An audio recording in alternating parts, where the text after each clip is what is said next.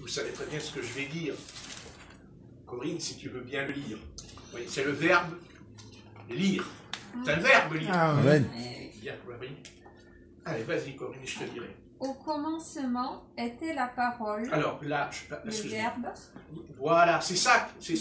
En fait, c'est pas que c'est pas mal traduit, mais c'est au commencement était le verbe. Vas-y. Et donc le verbe était avec Dieu, et le verbe était Dieu. Il était au commencement avec Dieu. Tout a été fait par lui, et rien de ce qui a été fait n'a été fait sans lui. Bien. En lui était la vie, et la vie était la lumière des hommes. La lumière brille dans les ténèbres, et les ténèbres ne l'ont pas accueillie. Je continue. Oui. Il y eut un homme envoyé par Dieu, du nom de Jean. Il vint comme témoin pour rendre témoignage à la lumière, afin que tous croient par lui. Il n'était pas la lumière, mais il vint pour rendre témoignage à la lumière. C'était la véritable lumière qui, en venant dans le monde, éclaire tout homme. Elle était dans le monde, et le monde a été fait par elle, et le monde ne l'a pas connue. Là, on pourrait traduire et le monde a été fait par lui. Oui, mais là, on parle de la lumière, là. Ah oui, pardon, oui. Oui, mais la lumière, c'est le verbe Oui, aussi. mais là, à partir du verset 6, on parle de la lumière. Oui, mais la lumière, c'est aussi c'est le verbe. Oui, mais comme là, il dit, c'était la véritable lumière, ben oui, verset 9. C'est le verbe. Je comprends. C'est pareil. Bon, vas-y, c'est pas grave. Mais là, le verset s'accorde par rapport à la lumière. D'accord. Elle était dans le monde, et le monde était fait par elle, et le monde ne l'a pas connue. Voilà. Elle est venue donc, chez les qu'est-ce qu'elle n'a pas connu? Qu'est-ce que le monde n'a pas connu? Ben, la lumière. Et qui est la lumière? Qui est la lumière? Jésus-Christ, qui est le Verbe. Amen. Hein, il est le Verbe. Verset 11. Elle est venue chez les siens, et les siens ne l'ont pas reçue. Mais à tous ceux qui l'ont reçue, elle a donné le pouvoir de devenir enfants de Dieu à ceux qui croient en son nom et qui sont nés, non du sang, ni de la volonté de la chair, ni de la volonté de l'homme, mais de Dieu. Voilà. Voilà, oui, vas-y Corinne, oui, et la parole. Alors, la parole ou le verbe? Oui, c'est pas grave. Et le verbe? Le verbe a été fait chair, oui. Et il a habité parmi nous, oui. Plein de grâce et de vérité, et nous avons contemplé sa gloire, une gloire comme celle du Fils unique venu du Père. Voilà. Voyez, tout ce que vous lisez là, cette façon de parler, c'est pour se mettre à notre portée. Dieu descend toujours, on va dire, de son estrade et fait tout pour se mettre à notre niveau. Parce qu'il sait que de toute façon, à cause du péché qui est en nous, nous avons du mal. Parce que le péché qui est en nous a fermé une porte. En nous, il y a une porte qui d'ailleurs, quand elle s'ouvre, elle nous envoie vers le paradis. Elle nous fait entrer même dans le paradis. Cette porte, c'est l'intelligence. Eh oui, eh oui. Dieu, quand il crée Adam, tout en étant encore un enfant, non pas qu'il avait un corps d'enfant, Adam, il avait un corps d'homme, mais son esprit était comme un petit enfant. Et son intelligence était simple parce qu'elle n'était pas contaminée par un poison. Le poison, c'est-à-dire le péché, c'est-à-dire la désobéissance, toujours envers le commandement, c'est-à-dire envers le Verbe. Le Verbe. Pourquoi le Verbe? Quand on dit le Verbe, c'est on prononce. C'est la voix. Le Verbe, c'est une voix. Sans la voix, on ne pourrait pas se comprendre. Nous avons un corps avec un nez, 2 yeux, des bras. Je ne vais pas faire un cours sur votre corps corporel, surtout que votre corps il est tellement beau. mais je sais que vous pensez qu'il est moche. Donc, c'est intéressant, c'est très profond comme message, mais ça fait rire ainsi, il a claqué. Et alors là, n'éclate pas trop quand même. Bon, hein, bien aimé, le péché a fermé en nous quelque chose de dramatique. Notre intelligence est bloquée, fermée. Et Jésus de Nazareth, sur le chemin d'Emmaüs, et croyez-moi que cet épisode, cette affaire, là dans Luc, que l'évangile de Luc parle, il y a plein d'histoires dans la Bible. Il y a le livre des juges, il y a le livre des rois, il y a les chroniques, il y a la Genèse, il y a les prophètes et les petits prophètes. Mais à quoi servent toutes ces choses? Parce que, en fait, ces deux hommes, ce ne sont pas des incrédules, ce ne sont pas des païens, ce sont des juifs qui croient en la Torah et qui attendaient le Messie.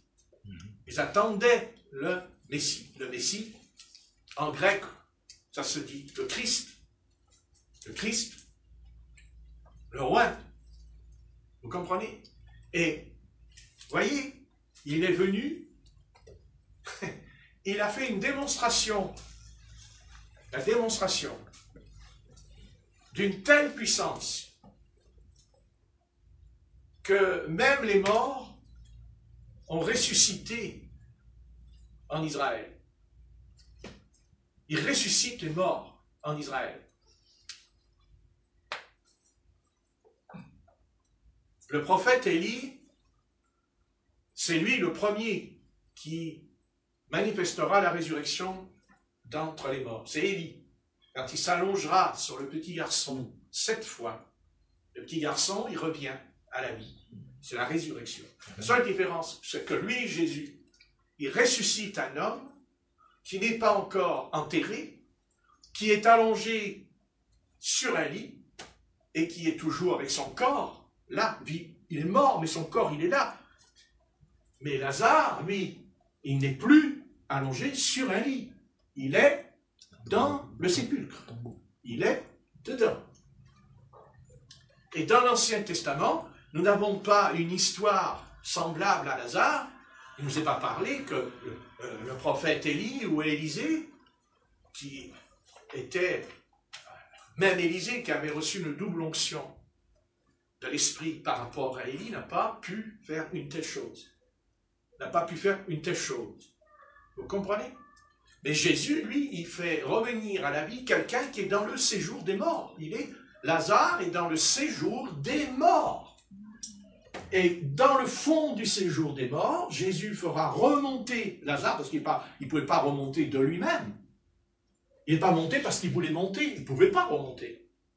Il est remonté parce que la puissance du Saint-Esprit qui était dans le Christ, le roi, a été jusque dans le séjour des morts, mais, attention, il est sorti, pas parce qu'il y avait l'onction sur Jésus seulement, parce qu'il a entendu la voix de Jésus, c'est-à-dire le Verbe. C'est le Verbe qui l'a fait sortir de là. Dieu dit à Lazare, sors. Vous voyez? Et il est sorti. Vous savez pourquoi? Parce qu'il n'était pas rebelle. Quand il était sur la terre, Lazare n'était pas rebelle. Il était obéissant envers le Maître. Et c'est pour ça qu'il ressuscite, parce qu'il a obéi sur la terre au Seigneur. Et c'est pareil pour nous. On ressuscitera parce que d'abord, maintenant, dans votre vie, dans ma propre vie personnelle avec le Seigneur, j'apprends. Je n'ai pas dit que je sais obéir. Même si je le voulais, je ne pourrais pas. Parce que le péché était déjà dans le sein, quand j'étais dans le sein de ma mère. J'avais déjà le péché en moi. Et je suis sorti avec le péché, tout en étant encore un petit enfant. Ce qui fait que nous étions encore innocents pour un certain temps. Mais une fois que la semence s'est développée, c'est-à-dire la semence, puisqu'on est venu au monde par la semence. Eh oui, C'est la semence, qu'on le veuille ou non, c'est la semence. On n'a pas de bébé si l'homme ne dépose pas la semence dans son épouse. Amen. J'ai dit dans l'épouse, pas dans la prostituée. Déposer la semence, sa semence. Ce qui veut dire que le bébé qui est déposé est d'abord un embryon, il est d'abord une semence. Mais cette semence, elle est corrompue, elle est corruptible. Elle n'a aucune chance d'avoir la vie éternelle. Parce qu'elle l'aura, parce que Dieu va déposer en nous une autre semence. C'est-à-dire la parole, le verbe. C'est-à-dire la connaissance. Parce qu'on ne peut pas posséder la semence de Dieu, c'est la connaissance. Le drame, non mais c'est vrai, c'est le manque de connaissance de Christ. J'ai dit de Christ. Amen. Pas la connaissance des théologiens, qui d'ailleurs est lettre morte. Et puis pour ceux qui n'ont pas reçu le baptême du Saint-Esprit, c'est pire encore. Pire pour eux, parce qu'ils sont 2 fois morts. Le théologien qui n'a pas reçu le baptême du Saint-Esprit, il n'est pas mort une fois, il est mort 2 fois. Eh oui, il est mort 2 fois, le pauvre homme. C'est pour ça qu'il n'a pas pu répondre, le pasteur, parce qu'il est mort. Parce qu'un mort ne répond pas. Parce qu'un mort, il est mort. Et un mort, il ne parle pas. Il est mort. Il est mort. Eh bien, oui. Eh bien, le pasteur, je peux dire le pasteur, je n'ai pas prononcé son nom, donc je peux le dire. Il est mort. Il est mort 2 fois. Il est mort physiquement et il est mort spirituellement. Voilà.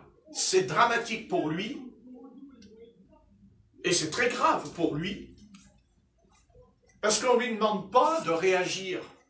Surtout que l'émission s'était basée sur la colère. Alors, il est certain que là, il aurait pu se mettre en colère, par exemple.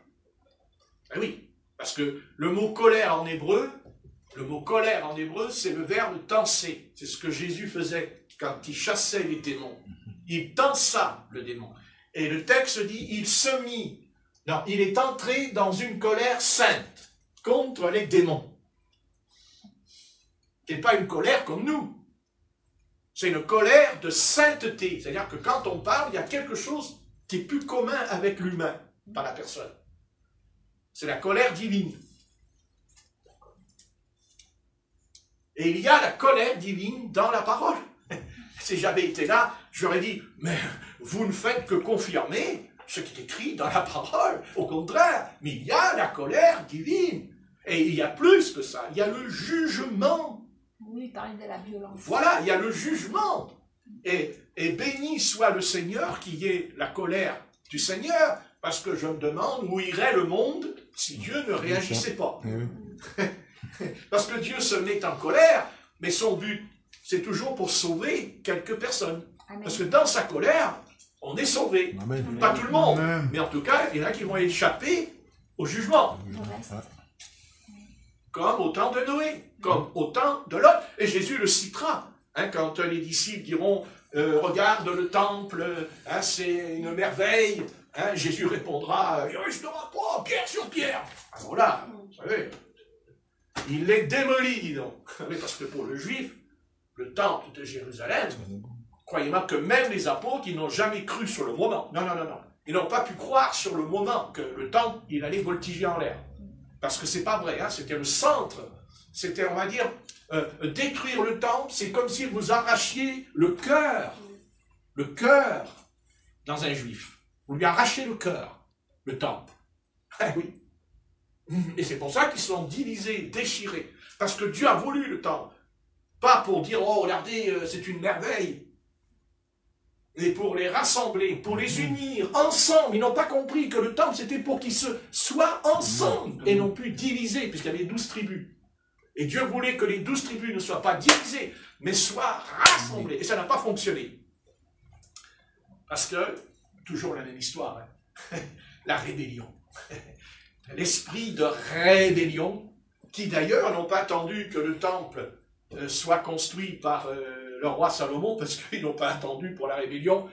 Ils sont même pas sortis d'Égypte que déjà, ils se sont dressés contre Moïse. Ils se sont déjà dressés contre Moïse sans qu'il soit sorti d'Égypte. Lisez bien le texte.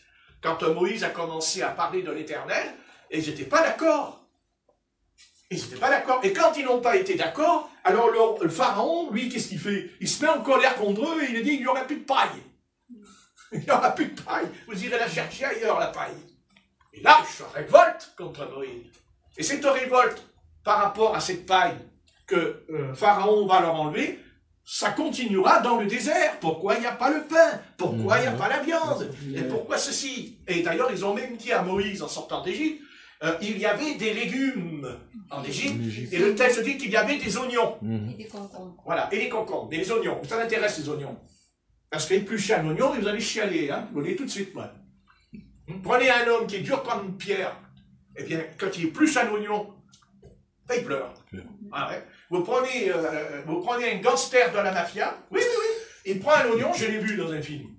C'était intéressant dans le film.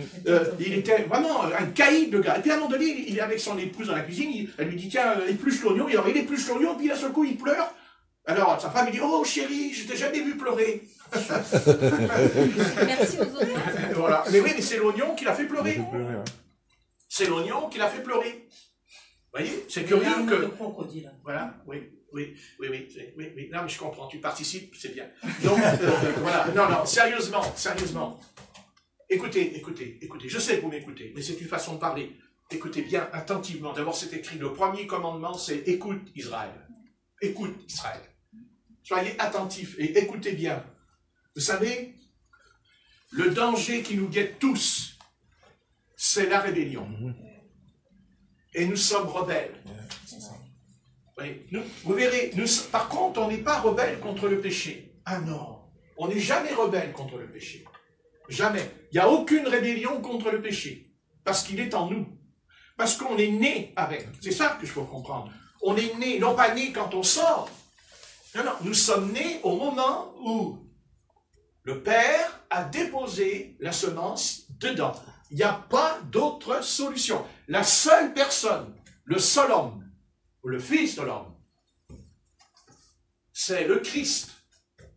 Sa semence était sans péché, parce que le Saint-Esprit est descendu du ciel et a couvert le sein de Marie, qui était vierge à l'époque. Voilà, c'est tout simple. Jésus-Christ, c'est vrai, dans Matthieu c'est écrit.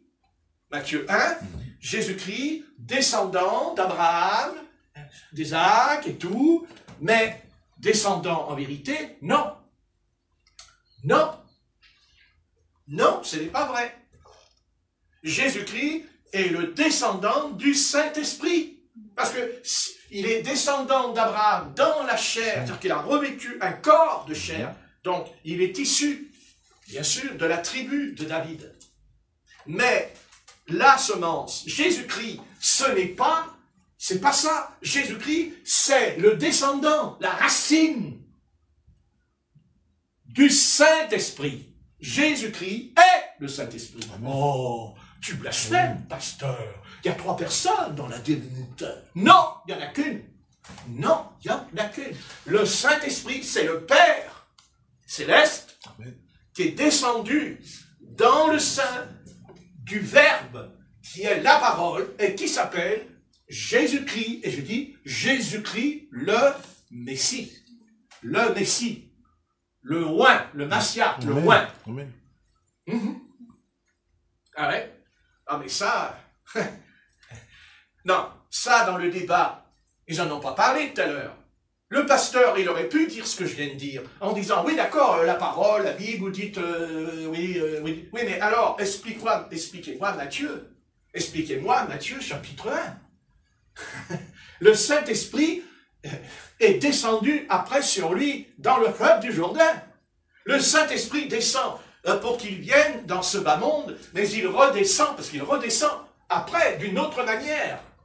Ah oui, ben oui. De quelle manière le Saint-Esprit descend la deuxième fois? En puissance. La puissance.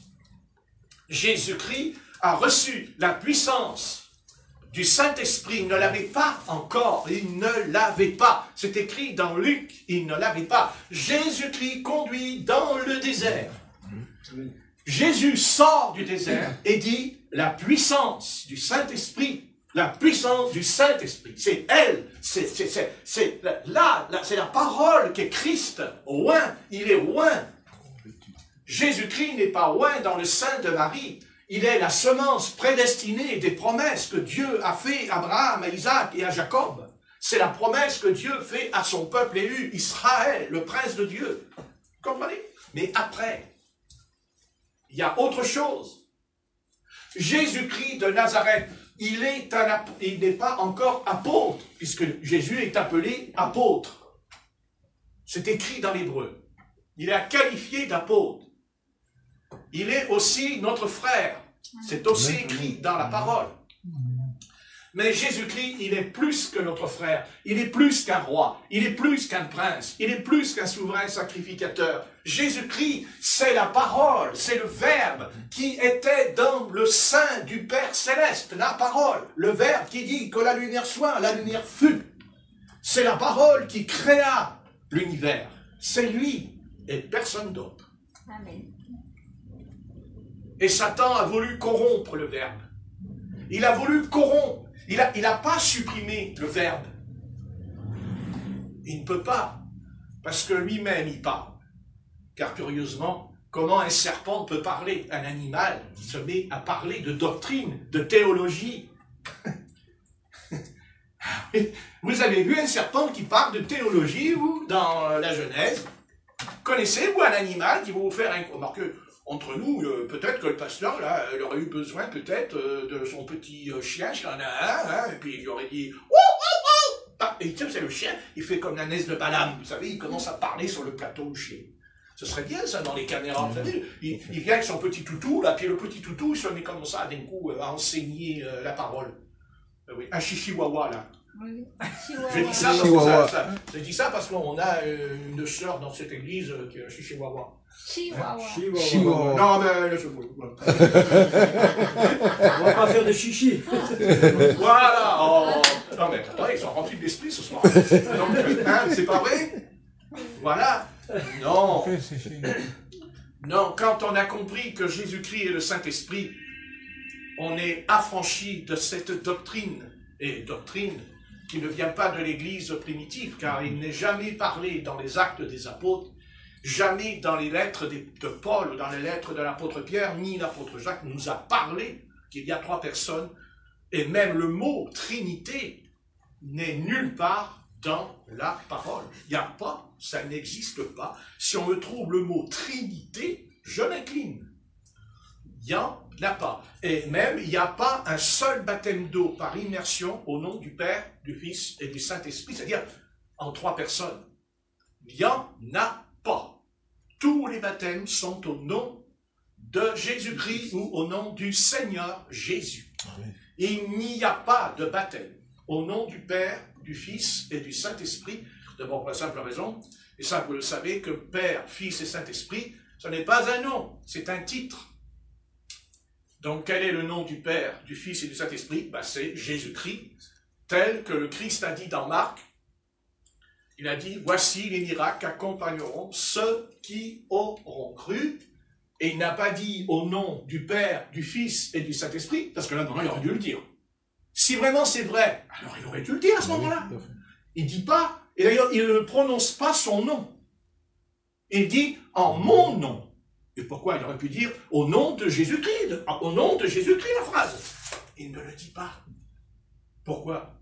Mais parce que le Seigneur nous fait comprendre que quand il dit en mon nom, il ne peut pas y en avoir un autre nom, si ce n'est que le nom de Jésus-Christ. Amen. Mais on le comprend tout seul. En mon nom. Quel nom? Pourquoi? C'est au nom de Moïse que les démons sont chassés? C'est au nom d'Élie que les démons sont chassés? C'est au nom de l'apôtre Paul? Paul même lui dit. Qu'est-ce qu'il dit, Paul? Est-ce en mon nom? Est-ce en mon nom? Non. C'est pas en mon nom. C'est au nom de Jésus, il dit, que j'ai été baptisé. C'est dans ce nom-là que j'ai été sauvé. Parce que c'est le nom que l'ange Gabriel a dit à Marie. Tu lui donnera le nom de Jésus, d'ailleurs de Yeshua. Yeshua, sauveur. Sauveur de quoi? Sauveur de quoi? Du déluge? De Gomorrhe et Sodome? Non. Sauveur, parce qu'il me sauve, parce que je suis perdu, parce que je suis né dans le péché. Et parce que la semence de mon père est corruptible. Voilà, il est là. Et voilà, ben écoute, t'es corruptible, ton fils il l'est aussi, c'est certain. Eh oui. Eh bien oui. Et que pouvons-nous faire?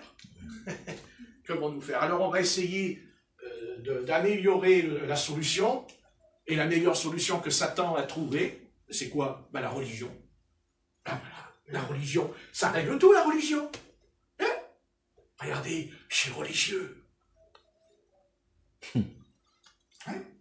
Même les moines qui n'ont pas de religion, ils vont comme ça, quand ils marchent. Hein? Ah, c'est curieux, d'ailleurs. Il y a une ressemblance. C'est même bizarre, quand même. Il n'y a pas un homme religieux qui appartient à une religion, à une organisation, à une dénomination religieuse, qu'il n'y a pas en lui ce geste. Hein? Oui, chez les bouddhistes. Mais c'est curieux. Hein? Ouais. C'est curieux, hein? Ouais. C'est sûr. Mais bon, ainsi est faite la nature humaine. Elle est dans la corruption. Qu'est-ce que c'est que la corruption? La corruption, c'est tout simplement comme un clou qui est rouillé. Un clou, quand il est rouillé, si vous vous blessez, vous pouvez attraper le tétanos. Et un clou qui est tout neuf, si vous pique, vous n'aurez pas le tétanos.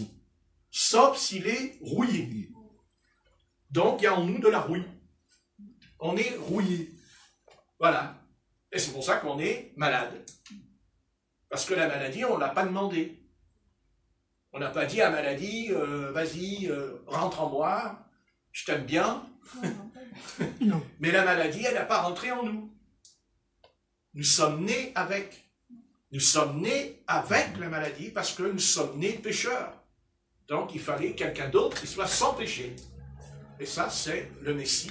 C'est Yeshua, Jésus, Amen. Le Christ, le roi, qui est sans péché. Il était sans péché. Eh oui, il était sans péché.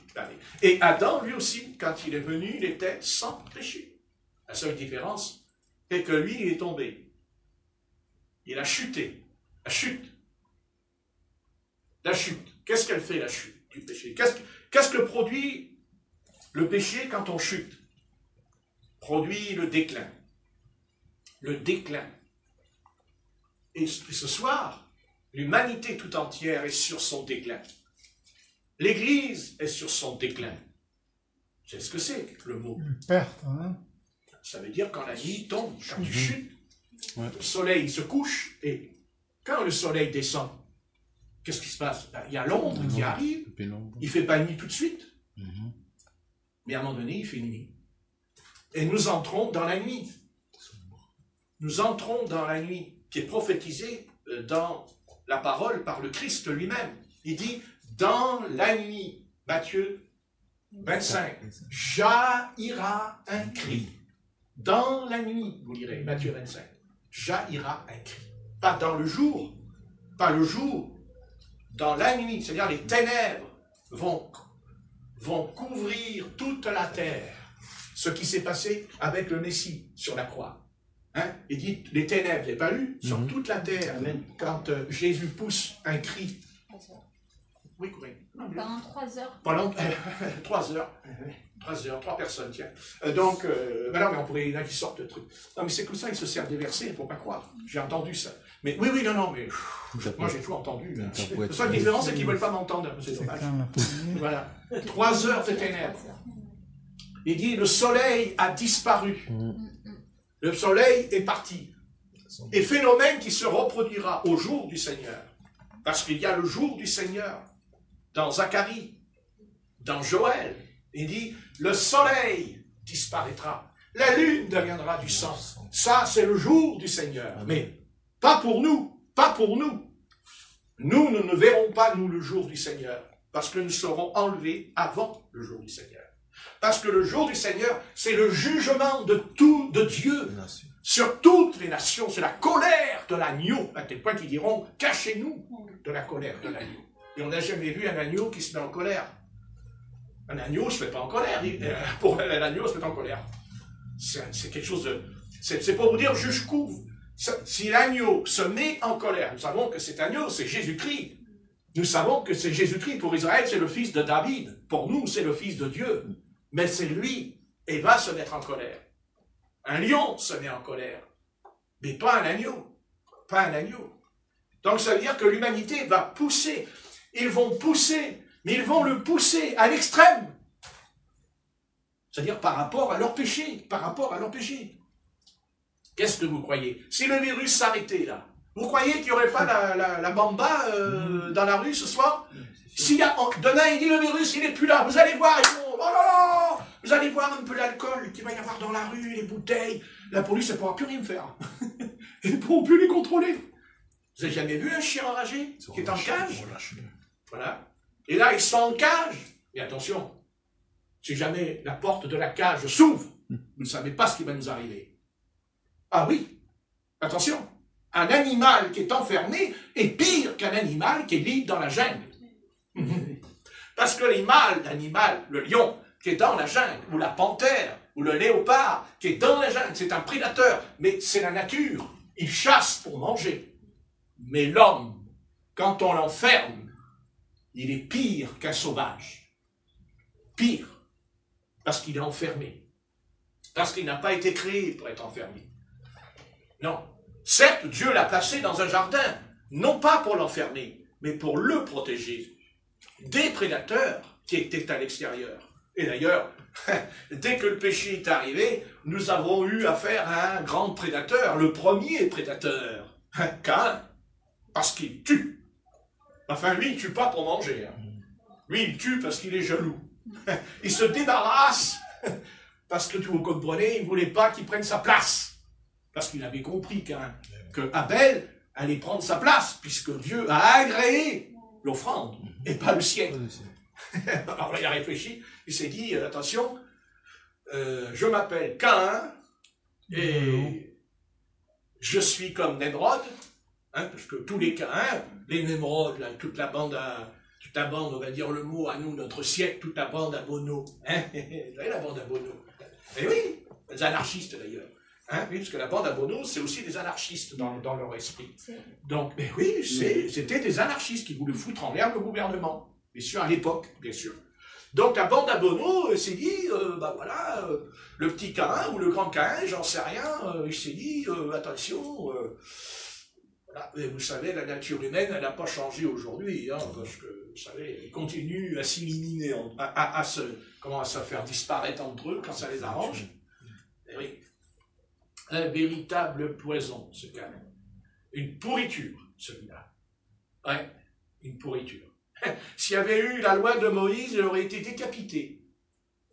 Car c'est écrit, digne de mort. Celui qui tue, digne de mort. Et pourtant, il n'est pas décapité. Dieu lui permettra de rester en vie, et longtemps même. Ouais. Et pourquoi? Pourquoi? Parce qu'il fallait que la semence de Satan se développe. Et pourquoi Dieu a laissé la semence de Satan se développer? Parce qu'il a toujours voulu, et il le voudra jusqu'à la fin, parce que Dieu a placé devant l'homme un choix, et que l'homme est appelé à choisir. Que je sois prédestiné ou pas, on doit choisir. Vous savez, prenez Hébreux 6. Hébreux, chapitre 6.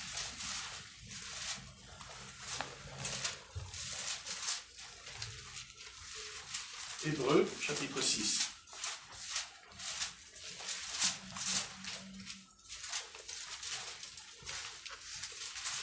Hébreux, chapitre 6.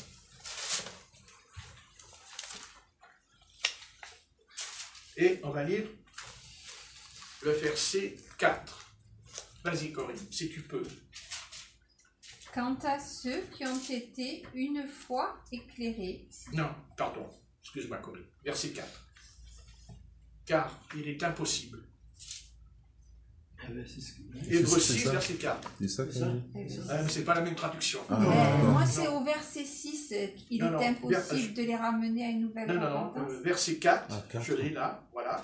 Car il est impossible que ceux qui ont été une fois éclairés et qui ont goûté le don céleste, qui ont eu part au Saint-Esprit, verset 5, qui ont goûté la bonne parole de Dieu et les puissances du siècle, et qui sont, verset 6, et qui sont tombés, soient encore renouvelés et amenés à la puisqu'ils crucifient pour leur part le Fils de Dieu et l'exposent à verset 7.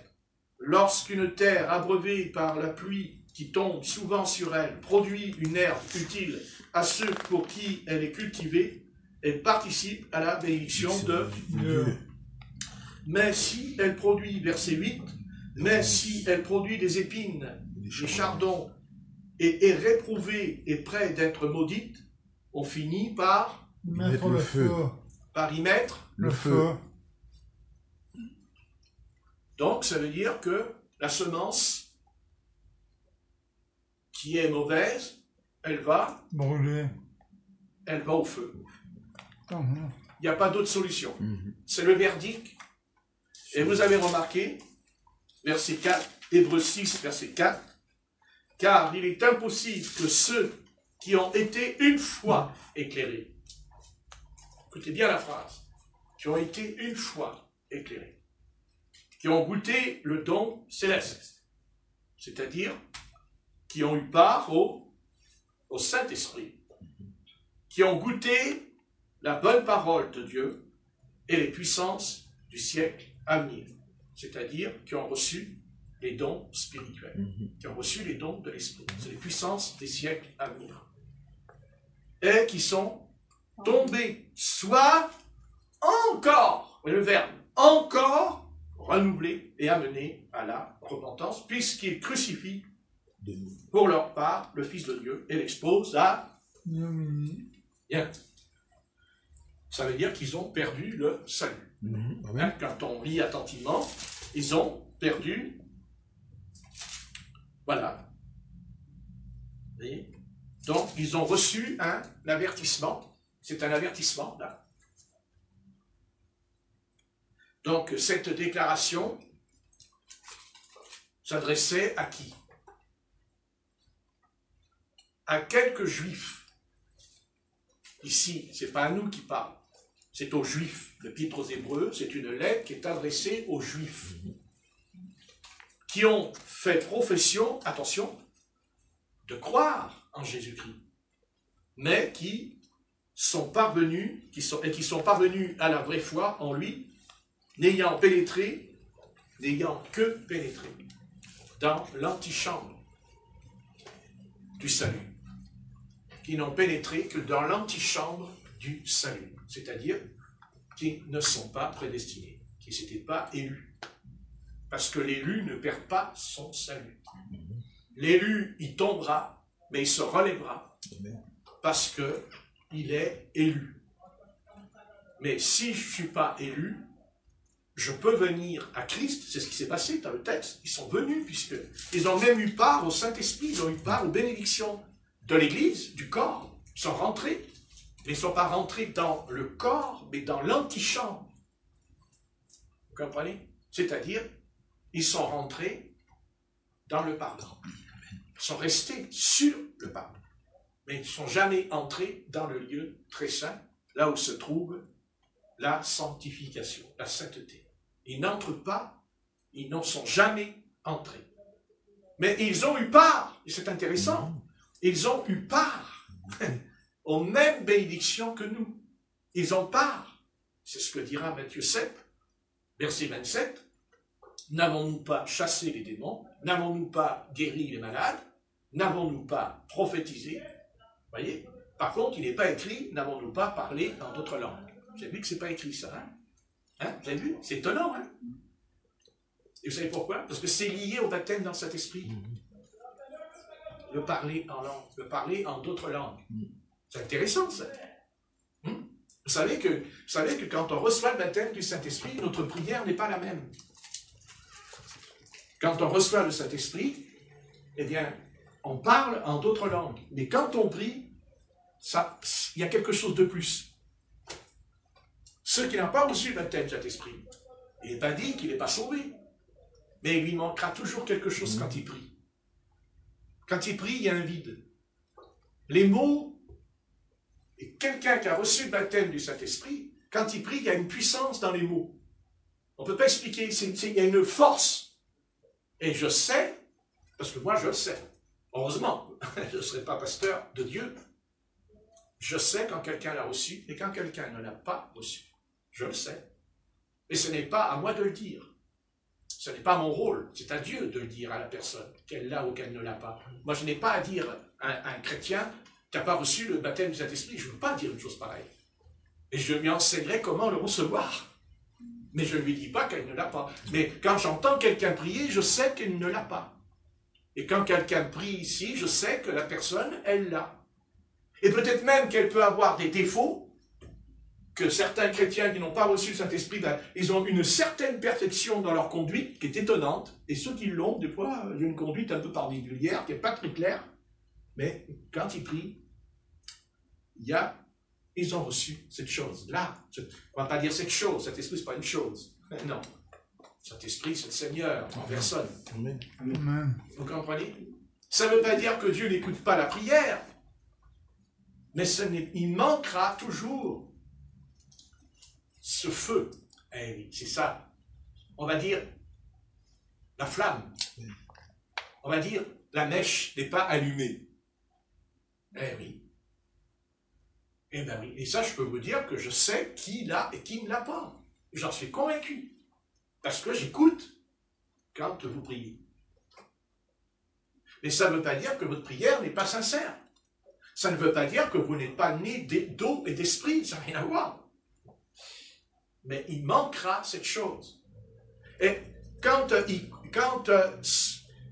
y a beaucoup de prédicateurs qui combattent cela, mais si c'était pas vrai, pourquoi le texte dit,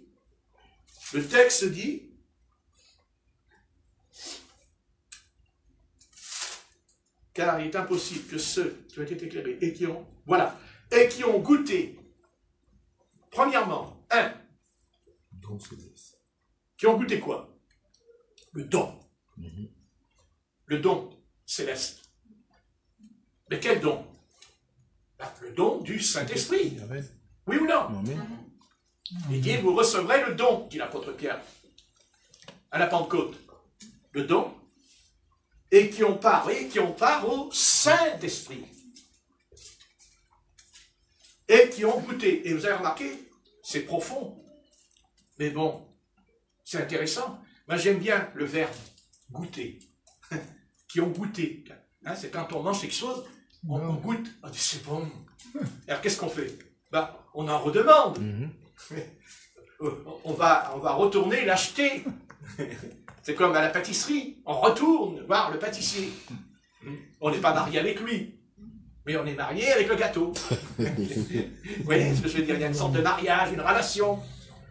On se lève le matin, on n'y pense pas. Puis on ne sait pas pourquoi, dans l'après-midi, sur le coup de 4 heures, parce qu'on ne sait pas pourquoi c'est à 4 heures, mais ça vient de l'enfance, vous savez. À 4 heures,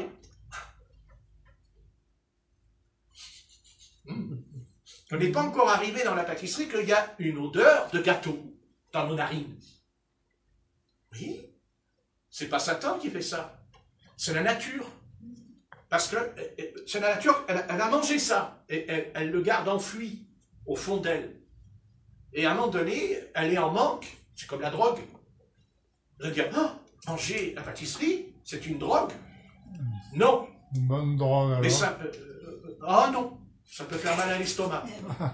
Et ça peut avoir des conséquences très graves pour le foie et pour l'intestin. Alors, c'est pas vrai. Et pour le cœur. On peut en manger, mais pas trop. Et là où il y a un danger, là où je suis drogué, parce que je vais vous dire quand est-ce que je suis drogué, c'est quand ça vient et que je ne peux pas dire non. Et que je cours, parce que on ne sait pas pourquoi, mais on marche plus vite que d'habitude. Puis après, une fois qu'on a mangé, on marche moins vite. C'est normal, on est un peu plus lourd. Hein. On a pris quelques grammes, je ne veux pas dire quelques kilos, là qui vont être vexés après ici. Hein? Non, parce qu'il n'y a que des gens maigres. Vous voyez? Ah, je suis maigre, moi. C'est la ligne. Hein? Oh, c'est la ligne, là. Voilà. On peut manger un gâteau. On peut manger une friandise. Le Seigneur n'est pas con, puisqu'il dit le goût. Là, le goût. Dieu a donné le goût. D'ailleurs, il y a 5 sens. Le goût, l'odorat. Vous voyez, le goût. Donc Dieu veut bien. Mais là où je suis prisonnier, c'est que je ne peux pas dire non. C'est que je ne peux pas refuser. Vous comprenez? Je ne peux pas. Et si je ne le fais pas, ça me revient. Ça me tourmente même, tant que je n'ai pas fait cette chose-là. Donc, nous, on est esclaves. Vous dites, esclave d'un gâteau? Un gâteau peut me rendre esclave? Oui, monsieur. Oui, monsieur. Oui, madame. Le gâteau peut vous rendre esclave. Parfaitement. Il n'y a pas que le gâteau qui rend esclave. Il y a le sexe aussi qui rend esclave. N'est-ce pas? C'est certain. Question d'appétit aussi. Ce qui est considéré comme un appétit, qui est lié à l'appétit. Qu'on peut compenser quand on ne mange pas bien, on le compense aussi par la sexualité. Oui, monsieur. Tout est une question d'appétit. Tu ne mangeras pas, dit l'Éternel à Adam et à Ève. Tu ne mangeras pas. Tu mangeras, mais tu ne mangeras pas cette chose-là, parce que le jour où tu le mangeras, tu mourras, dans le sens que tu te détourneras jamais de ça. Par contre, le fruit de la vie, tu t'en détournes. Tout ce qui touche la vie éternelle, l'homme, l'âme s'en détourne. C'est curieux d'ailleurs. Hein? Tout ce qui pourrait faire du bien à notre âme, on va s'en détourner. Et tout ce qui va nous faire du mal, on va courir derrière. Un peu comme un aimant qui attire le fer. Tu peux manger un gâteau.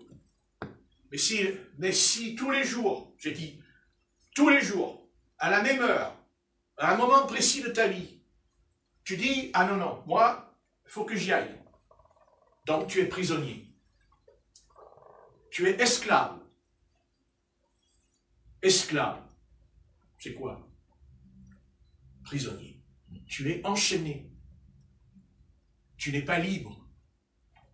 Tu seras libre quand tu peux dire non. Mais c'est pas parce que tu dis non que tu peux pas en manger. C'est pas ça du tout. Mais, en fait, tu es drogué, parce qu'être drogué, c'est quelqu'un qui est dépendant. Hein, c'est ça le mot. Tu es dépendant de quelque chose qui te domine. C'est ce qu'on appelle la domination des ténèbres sur nous. C'est une sorte de domination. C'est ce que sont les démons. Parce qu'on parle des démons. Pour moi, le démon, un démon, démonios, c'est quelqu'un qui me domine. Car l'œuvre de Satan, c'est d'envoyer les démons sur nous. Et même, il n'a même pas besoin d'en envoyer 3 ou 4, parce qu'un seul démon dans notre vie peut nous abattre, peut nous détruire, peut nous anéantir, et surtout notre foi en Christ. Car c'est le but qu'il poursuit. Enlever la foi. N'oubliez jamais cela. La foi. Parce que la foi a triomphé de lui. Amen. La foi a triomphé du monde, dit l'Épître aux Hébreux. Et c'est ça qu'il a peur. La foi. Il dit, tu veux croire en Christ? Ça ne me dérange pas. Mais ce qui me dérange, c'est que ta foi va déplacer la montagne. Et c'est que si tu déplaces la montagne, tu vas aussi déplacer mon empire. Tu vas déplacer mon royaume. Alléluia. Alléluia. Tu vas déplacer mon royaume.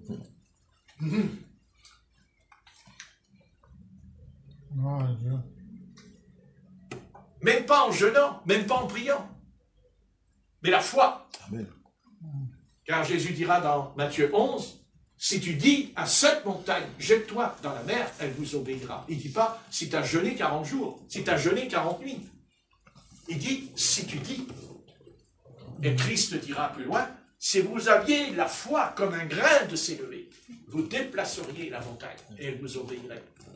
La foi, parce que la foi, c'est la semence incorruptible c'est-à-dire c'est la Bible, la parole. La parole, le verbe, c'est lui. C'est ça, la foi. La foi croit ce que Dieu dit.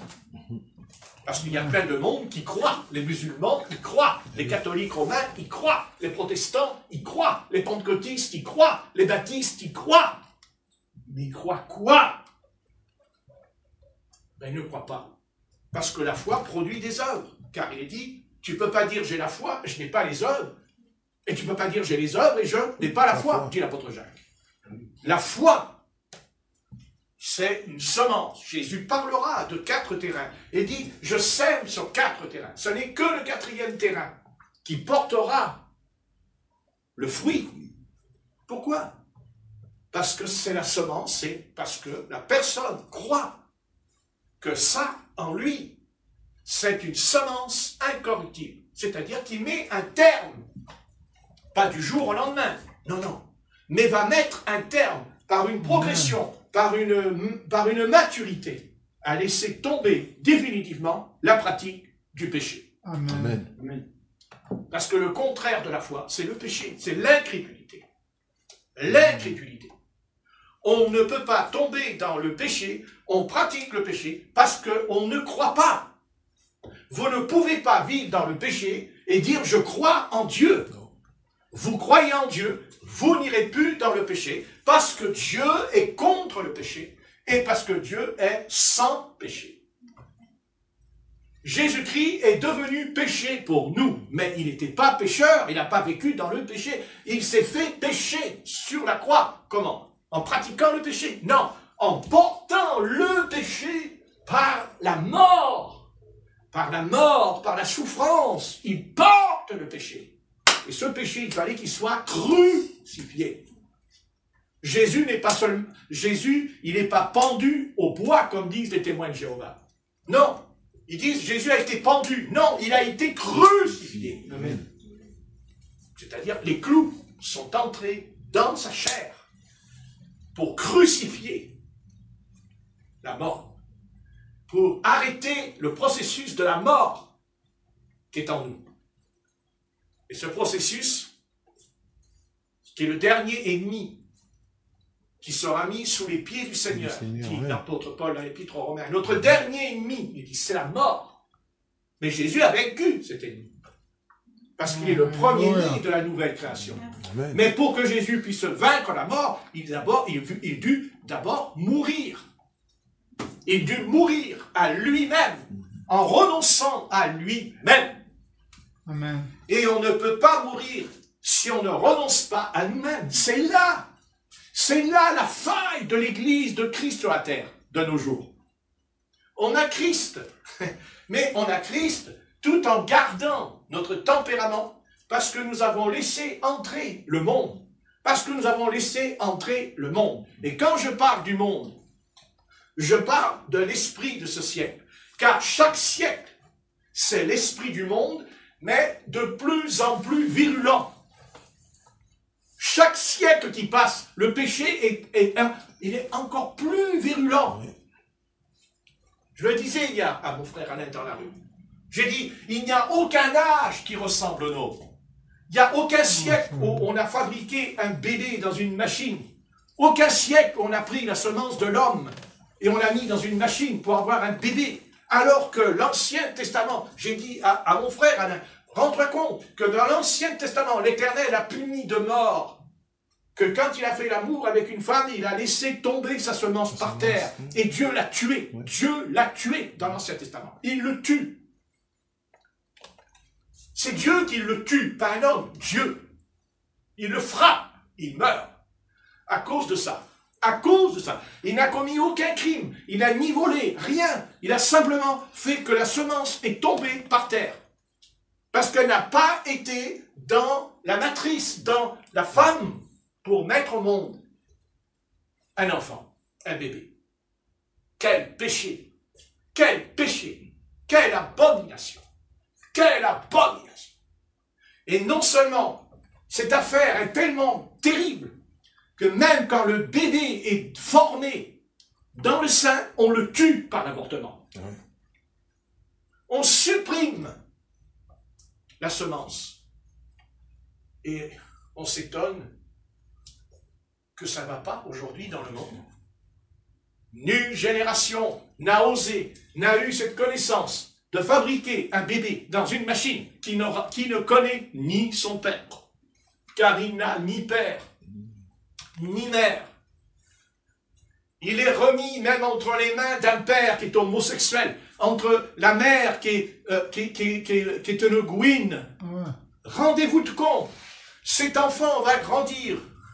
Il est un bébé, il est un petit garçon, une petite fille de 6 ans, de 7 ans, de 8 ans, de 15 ans, va grandir avec un couple qui font des choses sales, impures, qui est contre nature, dit l'apôtre Paul dans l'Épître aux Romains. Contre nature. Mais Dieu ne fermera pas les yeux, parce que Dieu a des yeux. La Bible dit que l'œil de l'Éternel voit tout. Et Dieu ne fermera pas les yeux. Nous, on ferme les yeux. D'ailleurs, on les ferme puisqu'on dort. On ne peut pas faire autrement. Maintenant, bien sûr, on ne ferme plus les yeux sur notre péché. Ils sont bien ouverts. C'est ce qui d'ailleurs nous tourmente quand on le pratique. Parce qu'on peut avoir les yeux ouverts sur le péché. Mais si on ne le fait pas, on n'est pas tourmenté. On a la paix de Dieu en nous. Alléluia. Alléluia. La paix du Saint-Esprit, la paix de Jésus-Christ. Jésus a dit, je vous donne ma paix. Non pas la paix du monde. Parce que le monde, il a aussi sa paix. Enfin, quand il est déglingué à faire la Java, ils ont la paix. Hein. Ah ouais. Ils ont la paix avec la bouteille d'alcool à la main. Enfin, une fois qu'après, ils n'ont plus de bouteille, là, ils sont tourmentés. Hein. Non. Nous sommes heureux d'appartenir à Jésus-Christ. Pourquoi nous sommes heureux d'appartenir à Jésus-Christ? Parce qu'il a opéré en nous quelque chose. Il nous a lavés, il nous a purifiés par son sang précieux. Il nous a enlevé toute condamnation. Il nous a enlevé tout péché. Amen. Nous ne sommes plus sous l'empire du péché. Donc Amen. Nous ne sommes plus sous l'empire du diable. Car, acte 10, 38, Jésus-Christ allait de lieu en lieu, guérissant, délivrant tous ceux qui étaient sous l'empire du diable. Gloire à Dieu. L'empire de Satan l'a délivré. L'empire du diable, au nom de Jésus-Christ, il dit au paralytique, lève-toi et marche. Il arrive à la piscine de Bethsaïda et dit qu'un ange descendait dans l'eau. Mais le premier qui descendait était guéri. Mais Jésus, lui, guérit, il n'y a pas d'ange. Il n'y a pas de l'eau qui bout. On n'est pas à Lourdes. Nous aussi, nous avons notre piscine. Et notre eau bénite. À Lourdes. Mais Christ est ressuscité d'entre les morts. Et il reviendra de la même manière qu'il est parti, dit Acte 1 et verset 4. Pourquoi avez-vous les yeux fixés sur Jésus? Car il reviendra de la même manière. Et nous le verrons. Et nous le rencontrerons. Non pas sur la terre, mais dans les nuées. Amen. Dans le ciel. Amen. Et pour le rencontrer, il va s'opérer en nous quelque chose d'unique en son genre, qui n'a jamais existé dans l'histoire humaine. Oh, Jésus-Christ a ressuscité les morts. Jésus-Christ a fait des miracles et tout. Mais il n'a pas changé le corps d'un homme vivant sur la terre. Et ça va venir. Car il est écrit, vous ne mourrez pas tous. Alléluia. Alléluia. Peut-être que je mourrai, mais j'ai le droit de dire comme Paul, nous ne mourrons pas tous. Amen. Je crois par la foi que je ne mourrai pas. Amen. Amen. Parce qu'il l'a dit. Et même si je meurs, je ressuscite quand même, puisqu'il est dit que les vivants ne ressusciteront pas eux tout seuls comme ils le pensent, mais que les morts en Christ ressusciteront les premiers. Bah, vous voyez, on est les premiers. C'est intéressant, hein? Bon, ben, on s'en va, ouais, les premiers. Oh non, tu peux rester, moi je vais m'en aller, je suis un premier. Mais les premiers, en un clin d'œil, ceux qui restent, ils sont changés d'un coup pour être ensemble. Parce que vous voyez, ce soir, on est ensemble. Amen. Et c'est le plan de Dieu. Amen. Qu'on soit tous ensemble. Parce que nous serons ensemble dans le paradis. Nous serons ensemble dans l'éternité. Et peut-être, si Dieu le veut, on partira ensemble. Amen. Nous allons partir. Vous vous rendez compte, si ça arrive, on va monter tous ensemble avec un corps tout neuf, un corps qui aura 20 ans, tout jeune, mais Amen. sans péché. Amen. Sans péché. Alors, on ne va pas recevoir un corps de jeune de 20 ans pour dire, ah ben moi je suis de revenu jeune, ouh, je vais aller voir les filles, ouh, ah, fais-moi. Qui tu es? Mais c'est moi, Patrick. Regarde, je suis jeune. Ah non, je te reconnais pas, je t'ai connu quand tu avais 67 ans. Avec les...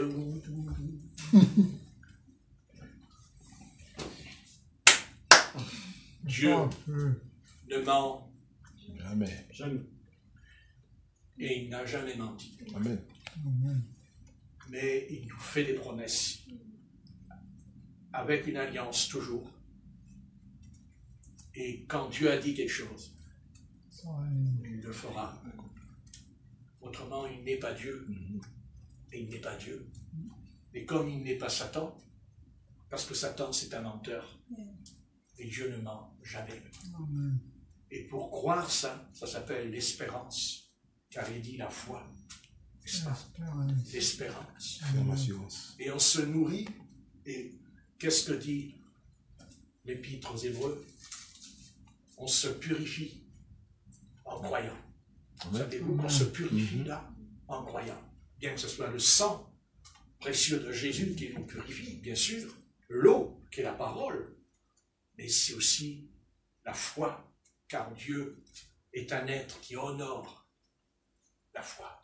Dieu est un être, il est touché au fond de lui quand on croit en lui. Mais alors il est touché au fond de lui, parce que si on ne croit pas, il est blessé, parce qu'il ne comprend pas que comme il est le Tout-Puissant, il est El Shaddai, Adonai, le Tout-Puissant, il est le Très-Haut. Et comment nous, des hommes de poussière et de cendre, on remettrait en doute notre Créateur, car n'oublions pas que nous sommes tous païens ou juifs, notre Créateur.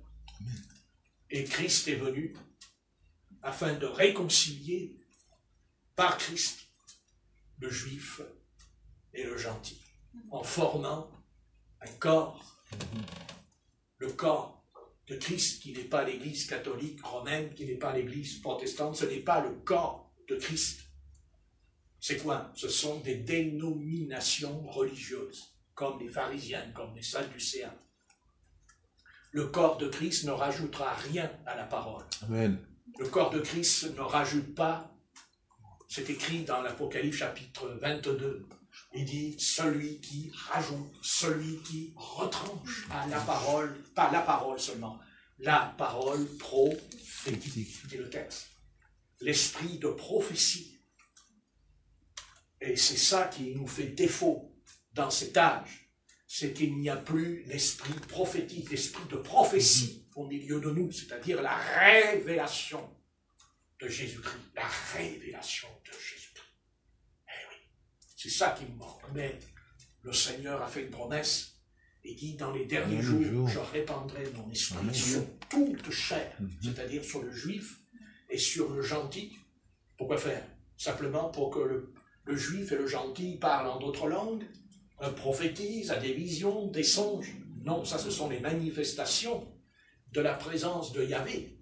Mais la vérité, le but de l'onction qui descend, c'est pour rassembler. Rassembler qui? Les enfants de Dieu. Amen. Qui sont aux 4 vents. Là où il y aura la nourriture, les aigles se rassembleront. C'est-à-dire, quand on va voler, on va s'envoler comme un aigle. On va monter, et on ne peut pas monter encore, parce qu'il dit là où il y aura la nourriture, la parole, le pain descendu du ciel, quand on sera capable de se nourrir de ce pain. Le pain, Jésus dira, je suis le pain qui est descendu du ciel. Vos pères ont mangé la manne dans le désert, mais ils sont tous morts. Mais moi, je suis le pain de vie. Celui qui mangera ce pain ne mourra jamais. Alléluia. Pourquoi? Parce qu'il va devenir immortel. Alléluia. Alléluia. Et nous sommes immortels. Peut-être vous dites, oui, mais je suis malade, oui, mais j'ai mal à la tête, oui, j'ai mal ceci. Mais le Christ aussi, il a eu mal à la tête. Christ aussi, il a souffert sur la croix. Christ n'a pas dit que nous n'allons pas souffrir. Christ a dit, portez la croix, portez votre croix. Chaque jour, portez la croix et renoncez. Mais je ne peux pas renoncer à moi-même si je ne porte pas la croix, puisque seule la croix crucifie le moi qui est en moi. J'aime pas mal le verbe. Hein? Crucifie. On aime bien dire, hein, je suis crucifié. Quand ça arrive, on chante moins, hein, comme les abeilles. Hein? On butine moins, on va dire. Mais il faut l'accepter. Il faut l'accepter. Attention, on n'est pas des gens qui veulent se torturer. On ne fait pas comme certains prêtres catholiques. Vous savez qu'il y a des prêtres catholiques qui sont couchés par terre, ils prennent le fouet et puis ils se frappent avec le fouet dans le dos. Non, non, ça existe toujours. Ils se flagellent. Ils font pénitence. Bon, moi, j'en ai pas besoin de cette pénitence. Hein, j'en ai pas besoin. Voilà. Par contre, Dieu peut permettre. Mais c'est pas moi qui me le fais. C'est les hommes méchants. C'est pas pareil. Mais il y a des prêtres qui sont couchés par terre, allongés, et ils donnent le fouet dans le dos. Ils saignent. Dans les couvents, ça existe encore. Autoflagellation. Bien sûr. Et oui, c'est triste d'en arriver là. Mais quand ils arriveront là-haut, le Seigneur leur dira dégage, dégage la circulation. Dégage parce que tu as annihilé, tu as enlevé la croix. Tu as détruit la croix. Et c'est le but de Satan. Le but de Satan, c'est de nous dire, bah oui, vas-y, flagelle-toi, fais-toi du mal, comme ça tu seras sauvé, tu comprends, il y a le sang qui sort de ton corps, et oui, ah, t'es sauvé, et l'autre, ah, t'es sauvé. Eh ben, moi, non, je ne le veux pas. Voilà. Moi, j'aime bien mon dos, quand même. Je prends soin de mon dos, ouais. D'ailleurs, je me touche. Non, je prends soin. C'est pas ce que le Seigneur nous demande. Non. Ce qui doit être crucifié en moi, c'est pas mon dos, c'est ma nature, et mon moi. C'est mon caractère pourri, caractère changeant, versatile. Un jour il pleut, je pleure, un jour il fait beau, je chante. Il y en a, c'est le contraire. Hein. Il y en a quand il ne pleut pas, ils chantent. Et il y a un peu de tout hein, sur la terre. Hein. Il y a un peu de tout. Il y a des panthères, il y a des lions, il y a des rhinocéros, il y a des crocodiles. Il y a de tout. La seule différence, c'est que c'est pas ça, c'est qu'ils se bouffent ensemble. Alors, on les met en cage, ils se bouffent plus. Vous voyez, c'est bien ça. Hein. Comme aujourd'hui, on les met en cage, ils arrêtent de se déchirer. Vous voyez. Voilà. Enfin, quand ils sortiront de la cage. Parce que l'animal sauvage qui est en cage, qu'est-ce qu'il fait? Ben, il est derrière les barreaux et il fait. Et moi je dis au lion, vas-y, mords le barreau. Ben vas-y, qu'est-ce que t'attends? Vas-y avec tes grandes dents là, mort. Mais le lion il dit, t'inquiète pas, le jour où je sors. C'est toi qui vas aller dans la cage. Pourquoi que je te bouffe? C'est toi qui vas t'enfermer dans la cage. N'est-ce pas? Mais c'est ce qui va se produire. Et d'ailleurs, dans les prophéties bibliques, je vous signale qu'il est dit qu'à la fin des temps, qu'il y a des animaux sauvages qui vont venir sur la terre. Vous savez que c'est écrit, même dans l'Apocalypse, qui vont venir. Ouais. Enfin, je ne sais pas s'ils ne vont pas nous les ramener de là-haut aussi, ceux-là. C'est pas à savoir qu'un jour ils reviennent avec la fusée, puis dedans il y a une bébête là qui viennent de là-haut, qui ne savent pas qui c'est. Non mais c'est écrit, oui, les animaux sauvages vont faire beaucoup de mal à l'humanité, c'est écrit. Hein. Ah oui, les animaux sauvages, ils vont faire du mal aux hommes. C'est peut-être aussi parce que les hommes, peut-être qu'il n'y aura plus de l'ordre, hein, il n'y aura plus d'ordre, il y aura le désordre, et que peut-être les animaux vont peut-être entrer dans les cités, dans les villes. Hein. C'est ce qu'on a vu pendant le confinement, d'ailleurs. On dit qu'il y a eu des animaux. Ils sont descendus dans les villes. Aux États-Unis, il y avait plein d'ours qui sont rentrés, même à New York, ils ont vu des ours aux États-Unis. Et oui. Donc, ça veut dire que si les choses ne redeviennent pas comme avant, il va y avoir des problèmes. Hein? Non, parce qu'il faut qu'ils arrivent à comprendre les hommes. Ils sont tellement intelligents, les hommes. Ils sont intelligents, les hommes. Seulement, les animaux, ils peuvent dire aux hommes, mais on a existé avant vous, là. On était là avant vous. Non? Oui. D'accord. Et quand Dieu fait venir l'homme, qu'est-ce qu'il fait Dieu quand il fait venir l'homme? Qu'est-ce qu'il lui a dit? Domine sur les animaux. Non? Oui. Donc ça veut dire qu'ils étaient dangereux. Comment il aurait pas dit domine? C'est qu'ils étaient dangereux. C'est que Dieu a donné autorité à Adam pour qu'il domine. Il dit domine, vous lirez dans la Genèse. Domine. Il n'a pas dit domine sur les arbres. Il ne dit pas domine sur les fruits. Il a dit tu peux manger tous les fruits. Il n'a pas dit, mais au sujet des animaux, il a dit domine. Domine. Parce que si un ange est entré dans l'ânesse, le démon, il peut aussi rentrer dans une ânesse. Tout à fait. Eh oui. Non. Ça existe. Je vais m'arrêter parce qu'il est 5h30, après la Sunset. Amen. Ça vous fait du bien, peut-être pas. Ah, ça vous fait pas du bien de t'écouter la Amen. Sunset? Oui. Hein, vous ne sentez pas qu'il y a quelque chose, un petit peu plus dans la semaine, hein? Il y a moins le vide, on sent que le culte a pris une autre tournure. Ah oui. Ah, c'est pas pareil, Tout hein? à fait. Hein, il dit mangez ce pain, buvez ce vin, hein? Et oui, mais attention, hein, manger ce pain, oui, boire le vin, oui, on est d'accord. Merci, Mais Seigneur. l'apôtre Paul, il dit, mais vous annoncez la mort du Seigneur. La mort du Seigneur, pas la mienne. Ah non, la tienne. Toi aussi. C'est ma tienne. Nous avons été crucifiés en Christ, au pluriel. Hein. Nous, on ne veut pas du pluriel. Hein. Non. Non, on veut bien le pluriel que pour la Trinité. La Trinité, on veut le pluriel. Oui, la trois. Oui. C'est curieux hein, chez l'homme. Hein. L'homme religieux. Hein. Parce que ce n'est pas les païens qui croient ça, c'est l'homme religieux. C'est l'homme qui sait tout, qui croit tout. Voyez, c'est incroyable combien une fausse doctrine a pu parcourir 20 siècles, hein, puisque ça date au concile de Nicée, en 325, il nous est dit qu'il y a eu cette doctrine qui n'existait pas. Pendant 2 siècles, l'Église n'a jamais parlé de ça. Non, ni dans l'enseignement. Ça n'existe pas. C'est dans le concile de Nicée qu'ils ont dit il y a 3 personnes dans la divinité. C'est la décision qu'ils ont prise.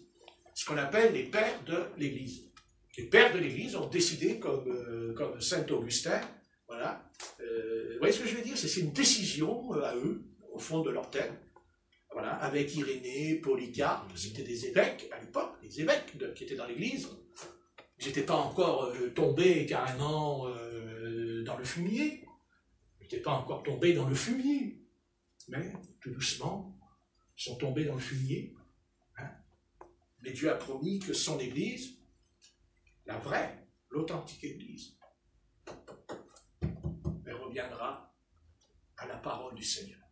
Amen. Alors, on n'est pas plus meilleur qu'eux, on n'est pas plus fort qu'eux. Non, pas du tout. Non. Mais qu'est-ce que vous voulez? On a été prédestinés. Bon. Amen. Alors, tâchons d'être à la hauteur de cette prédestination. Amen. Tâchons d'être reconnaissante, et remercions le Seigneur tous les jours.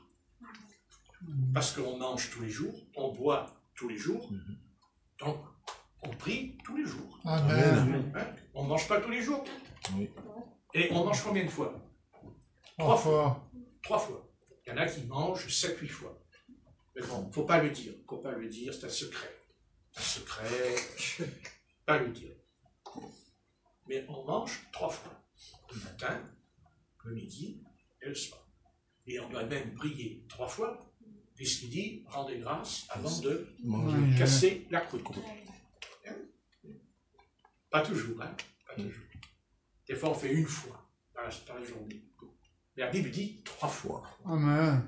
3 fois. Il y en a qui disent, qu'est-ce que tu racontes? Moi, je fais 3 fois. C'est là que ce soir, on entend, tu ne le fais pas. Et là, ce coup, il y a ton portable qui sonne, et le pasteur, il dit, bonjour, je viens rendre grâce avec toi. Et vous êtes à table, et vous dites, oh, je n'aime pas ce pasteur. Je n'aime pas qu'il rentre dans ma vie. Il n'est pas dans mon appartement, il voit ce que je fais. Oh, Dieu, aie compassion de moi. Éloigne-le. Il m'appelle pendant que je mange et il me dit que je n'ai pas rendu grâce avant de manger. Oh, Oh, ah non, Qu'il non. aille se faire cuire à neuf, celui-là. D'accord. On a envie de rire. Ah, aïe, aïe, aïe, aïe. Il faut rendre grâce avant de manger. Ah, mais Comme ça, finalement, si jamais, pour des raisons mystérieuses de votre corps humain, qui n'a pas brillé, ben là, au moins vous avez prié 3 fois. Voilà. Amen. Comme il y a 3 personnes dans la divinité. Comme ça, les trinitariens sont contents. Faut pas se fâcher avec les êtres humains. Hein? Tâchons de ne pas nous fâcher. Voilà, il y en a qui croient 3, d'autres 2, c'est-à-dire les dualistes, c'est 2. Ils croient au Père et au Fils, mais ils ne croient pas au Saint-Esprit. Ça s'appelle les dualistes. Après, vous avez les trinitariens, ils croient à 3. Père, Fils et Saint-Esprit. Et après, vous avez les unitariens qui croient à une personne dans la divinité. Mais ils ne sont pas dans la vérité non plus. Hein. Ah non, parce que la Bible dit qu'il y a le Père et le Fils. Mais pas séparés. Dedans.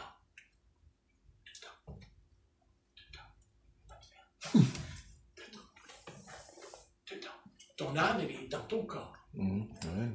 Ça fait 2 personnes? Non. C'est logique. Amen. Ton âme, elle est où? Intérieur. Dans ton corps. Donc, c'est une personne. Tu n'es pas 3 personnes, toi, dans la caisse. Il y a 3 personnes. Il y a Patrick là, et Patrick là-bas. Voilà. C'est la sortie de l'auberge. Hein? Il n'y a qu'une seule personne dans la divinité, mais cette personne se manifeste dans 3 formes. 3.